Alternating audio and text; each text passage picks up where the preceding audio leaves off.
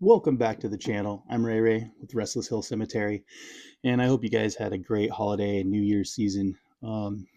It's it was pretty good for me. A lot of hanging out with friends and family, and just kind of resting up a little bit. Work schedule's been a little funny, so now I'm just trying to get a video out to you guys now. So right now it's the beginning of February, and I think we got like 270 days left till Halloween, so it's coming up fast. So, anyways, this is not necessarily technically like a how to build an LED candle.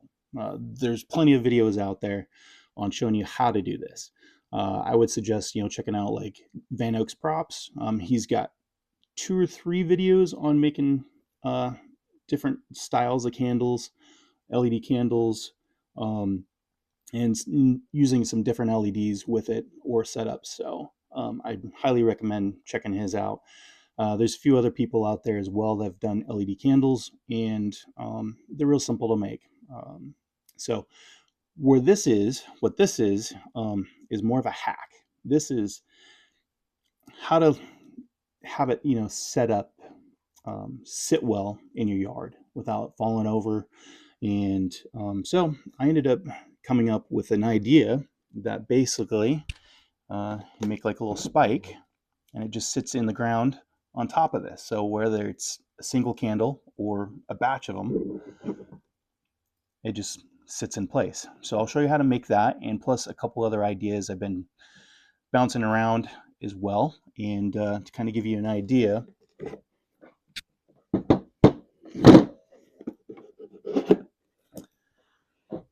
and it's all using 2 pieces of PVC to go in the pipe.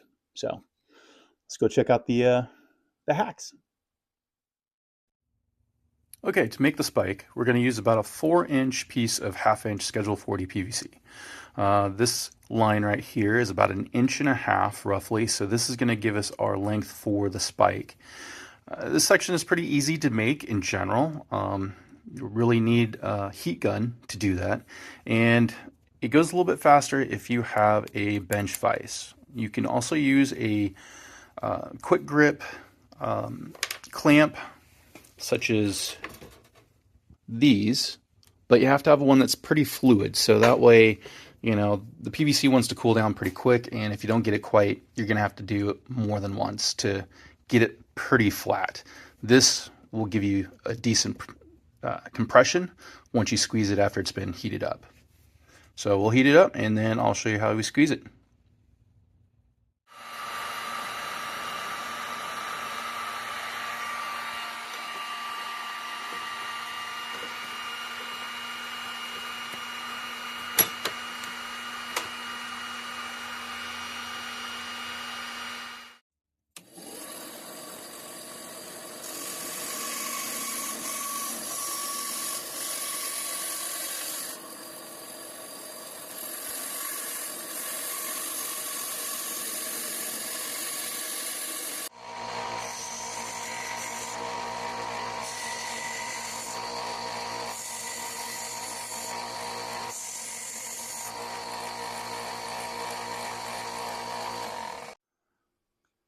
The glue I used on this is PVC glue. As you can see, it's blue here. It's called Christie's Red Hot.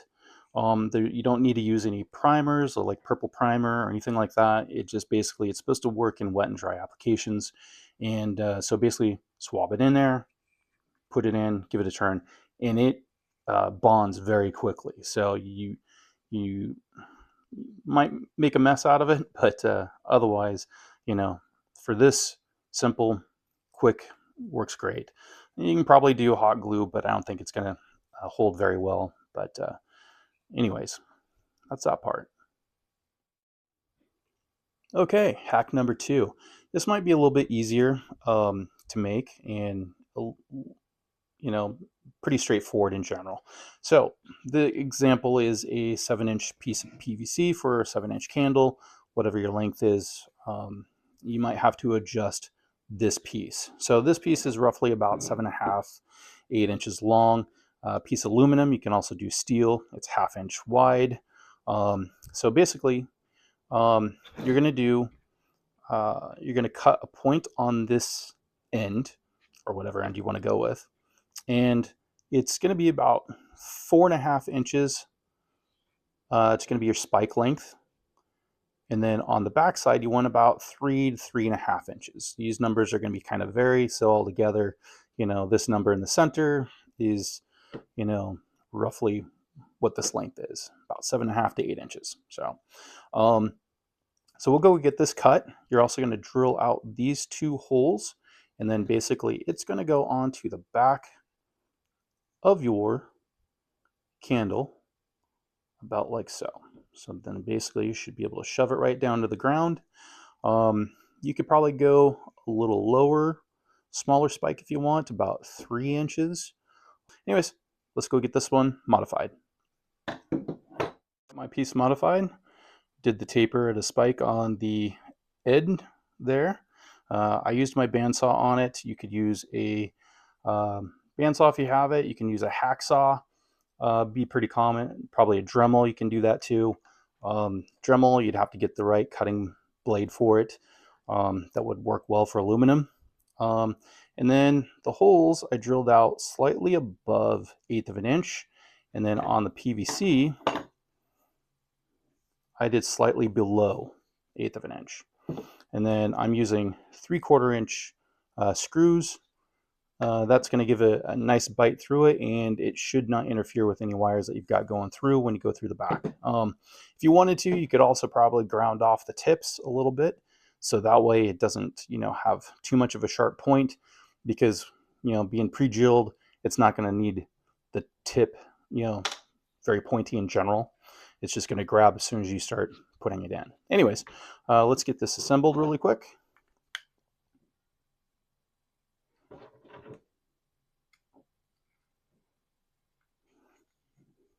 Just want to be careful. I did file all the edges, so that way it would be safer to handle. So get them lined up. And you just want to go a little slow. Hang on to it good.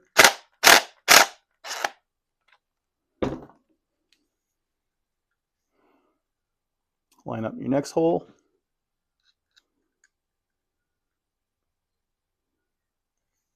I just go until it's hand tight, so I know it's kind of in there. And again, hang on to it good, and just a little bit of power. You can also use a hand tool, hand screwdriver to go into it. This one is more of a square bit. You can use any other type of screw if you want, but the main thing is, like, you got enough room for the screw to go through the metal, but enough to, small enough so it's got a good bite into it. Pre-drilling is probably best, because you don't want to just try to drill straight through into the plastic. It's going to take you a little more time, probably a little less safer. But anyways, that's that completed, and let's go outside and give it a try.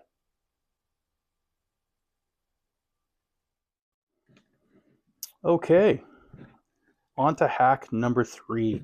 This one was kind of like brainstorming for a while, and kind of decided, let's give this a try. So you're going to use a little bit of a longer piece of PVC. In this case, it's going to be for like a 7 to 8 inch candle again. Again, you can go whatever length, but the main key is that you're going to leave about another 3 to 4 inches down here for cutting. So what we're going to do is we're actually going to cut about 3/4 of the way in, maybe slightly over, and then we're going to then go along this way, so then we can actually create a tapered built-in spike directly on this. So let's give that a try and go from there. Okay, now after cutting it, we've got something that looks like this. So it is pretty much 3/4 of the cylinder cut off, leaving us a little bit of about, a little bit over an inch, maybe closer to like 1.25 inches of a width here to work with. It's better to take your time with it a little bit. I had to do a couple different cuts, because once I lined it up, I realized how much short of lining it up to this other side after you cut through. And so I just ended up running it back through and then just cut it off. So at this point here, now you can just kind of make any type of shape of a spike you want and go from there. So I'm going to get something. Let's see, let's do this. I'm going to just do a center, and then we're just going to center mark. Then I'm just going to kind of do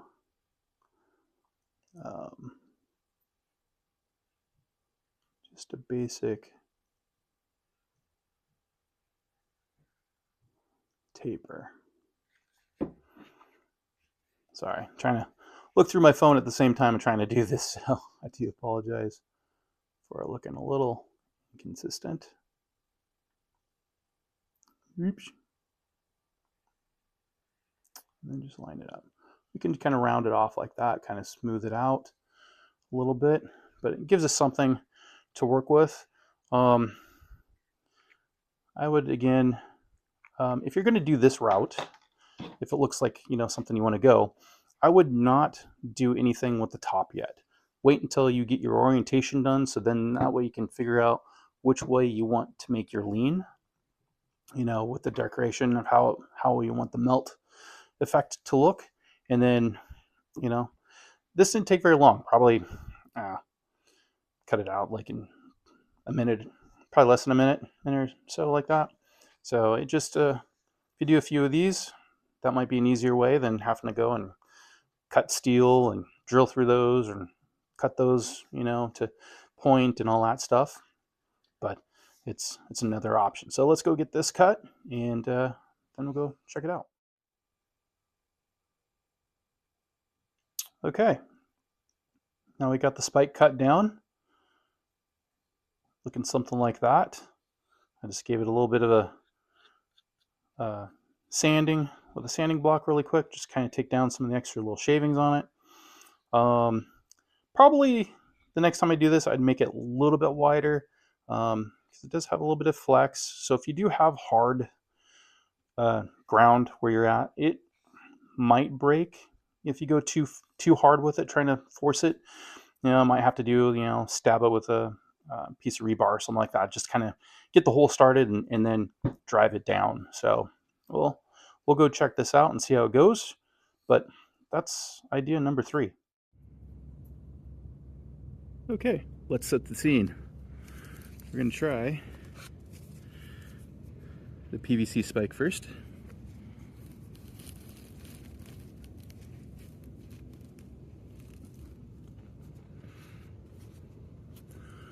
And the batch of candles.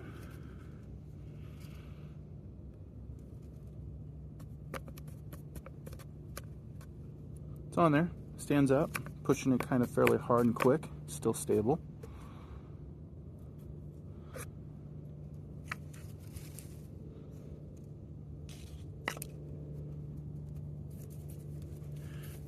Now, let's do the add-on spike. I'm going to use it in a different position.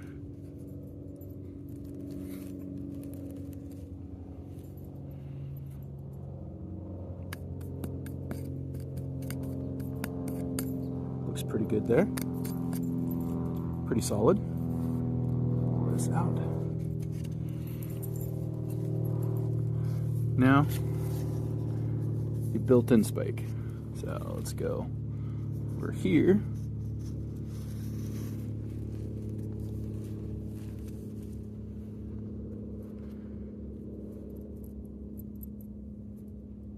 That too looks pretty solid. So we got spikes there. Spike there.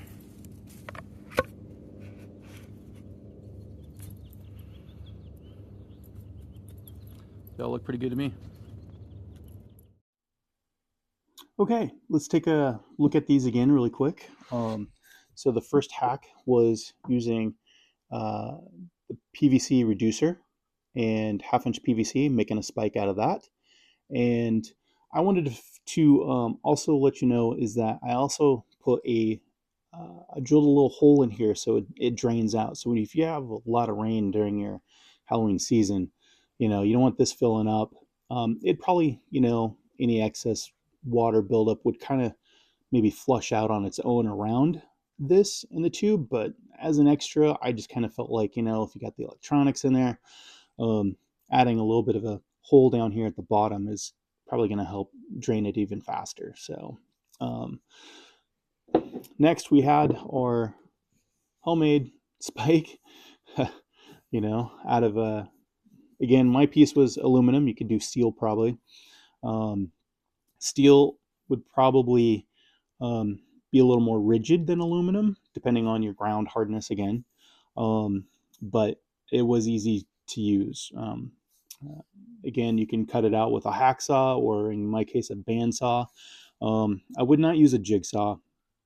It'd be a little unsafe. You can use a Dremel tool. Just make sure you have the right cutting bit, blade for using aluminum, with aluminum. And again, 3/4 inch screws through here. The original hole through the spike I did as an 1/8 inch, and then slightly over 1/8 inch, and then on the tube itself slightly under 1/8 inch. So that way it gives a little more bite. And then, pretty slim in general. Always handle with care. Make sure, again, I smoothed it down so it's not so sharp if I was to dig into the Halloween tote. Don't want to get stabbed with it. And the third hack was just a general thought and making the spike directly on the PVC pipe. I would probably go a little bit wider down here personally, and then just give it a good taper, something similar like that. But again, I think all three options are going to be great for whether you've got a single candle or multiples. This here, when I did this, they're just hot glued together, and I have 3 LEDs going through.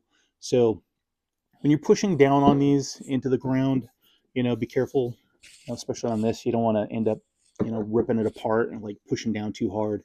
You might have to, occasionally I have had to do rebar to put these in, and just drive it really quick, give it a little opening, plop it in. It's good to go. Have no problems with it. Now, the other option too is that you can also make something similar like this, without the point, and put it directly to a tombstone. So that way you can actually have it like on the stone itself, and then do all your drip melt effects off of that. It's another way to kind of like make it a little more spooky for it, but that's another option as well.